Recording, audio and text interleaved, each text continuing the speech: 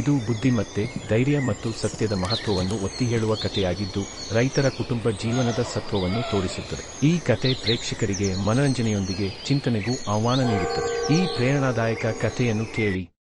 Don't forget to like, share, subscribe. ಕಳೆದ ಕಾಲದಲ್ಲಿ ಒಂದು ಹಳ್ಳಿ ಮಧ್ಯೆ ದೊಡ್ಡ ಹೊಲಗಳನ್ನಿಟ್ಟಿದ್ದ ಒಬ್ಬ ಕಷ್ಟಪಟ್ಟು ದುಡಿದ ರೈತನಿದ್ದ. ಅವನ ಪತ್ನಿ ಸುಂದರಿ ಮಾತ್ರವಲ್ಲ, ಚಾತುರ್ಯದಿಂದ ಕೂಡಿದಳು. ಒಂದು ದಿನ ರೈತನ ಹೊಲದಲ್ಲಿ ಅಪರೂಪದ ಹಣ್ಣು ಹೂವುಗಳು ಬೆಳೆಯಲು ಪ್ರಾರಂಭಿಸಿದವು. ಈ ಸುದ್ದಿ ರಾಜನ ಕಿವಿಗೆ ತಲುಪಿತು. ರಾಜನ ದೂತನು ಹಳ್ಳಿಗೆ ಬಂದು ರೈತನಿಗೆ ಹೇಳುತ್ತಾನೆ, ದೂತ, ನಿಮ್ಮ ಹೊಲದಲ್ಲಿ ಬೆಳೆಯುವ ಅಪರೂಪದ ಹಣ್ಣನ್ನು ರಾಜನು ತನ್ನ ಅರಮನೆಗೆ ಕೊಂಡು ಹೋಗಲು ಸೂಚಿಸಿದ್ದಾರೆ. ರೈತ, ನನಗೆ ಇದು ಹೇಗೆ ಸಾಧ್ಯ?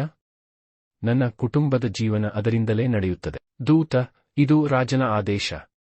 ನೀವು ಒಪ್ಪಿಕೊಂಡರೆ ಬಹುಮಾನ, ಇಲ್ಲದಿದ್ದರೆ ಶಿಕ್ಷೆ. ರೈತ ದುಃಖಿತರಾಗಿ ಮನೆಗೆ ಬಂದು ಪತ್ನಿಗೆ ಹೇಳಿದನು. ಆಕೆ ಸ್ವಲ್ಪ ಯೋಚಿಸಿ ಒಂದು ಸೂಕ್ತ ತಂತ್ರ ಕಲ್ಪಿಸಿದಳು. ಪತ್ನಿ, ನೀವು ಹೊಲದಿಂದ ಹಣ್ಣು ಕಿತ್ತು ರಾಜನಿಗೆ ಕಳಿಸಬೇಕೆ?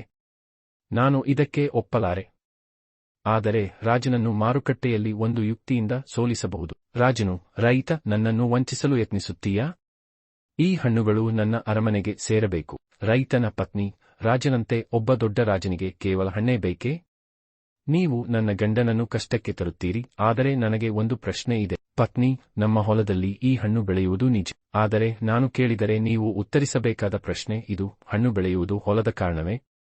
ಅಥವಾ ನನ್ನ ಗಂಡನ ಶ್ರಮದಿಂದ ಬೆಳೆಯುತ್ತದೆಯೇ? ರಾಜ, ನಿಮ್ಮ ಗಂಡನ ಶ್ರಮವೇ ಮುಖ್ಯ. ಪತ್ನಿ, ಹಾಗಾದರೆ ಆ ಶ್ರಮ ರಾಜನಿಗೆ ಸೇರಿದಾಗ ಅದು ನ್ಯಾಯವೇ? ರಾಜ ಎಚ್ಚೆತ್ತುಕೊಂಡನು. ರೈತನ ಪತ್ನಿಯ ಬುದ್ಧಿಗೆ ಮೆಚ್ಚಿ ಹಣ್ಣು ಉಳಿಯಲಿ, ಆದರೆ ನೀವು ನನಗೆ ಬುದ್ಧಿಯ ಪಾಠ ಕಲಿಸಿದ್ದೀರಿ ಎಂದು ಹೇಳಿದನು. ರೈತನಿಗೆ ಬಹುಮಾನ ನೀಡಿದನು ಮತ್ತು ಅವನ ಹೊಲವನ್ನು ಮುಟ್ಟದೆ ಬಿಡಲು ಆದೇಶಿಸಿದನು. ಈ ಕಥೆ ನಮಗೆ ಬೋಧಿಸುವ ಪಾಠ: ಬುದ್ಧಿಯೂ ಶಕ್ತಿ. ಧೈರ್ಯವಿದ್ದರೆ ನ್ಯಾಯ ದೊರಕುತ್ತದೆ. ಬುದ್ಧಿವಂತಿಕೆಯೇ ಅಧಿಕಾರಕ್ಕಿಂತ ಶ್ರೇಷ್ಠ. ಈ ಕಥೆ ನಿಮಗೆ ಇಷ್ಟವಾದರೆ ದಯವಿಟ್ಟು ಲೈಕ್ ಮಾಡಿ, ಕಾಮೆಂಟ್ ಮಾಡಿ ಮತ್ತು ಚಾನಲ್ ಅನ್ನು ಸಬ್ಸ್ಕ್ರೈಬ್ ಮಾಡಿ.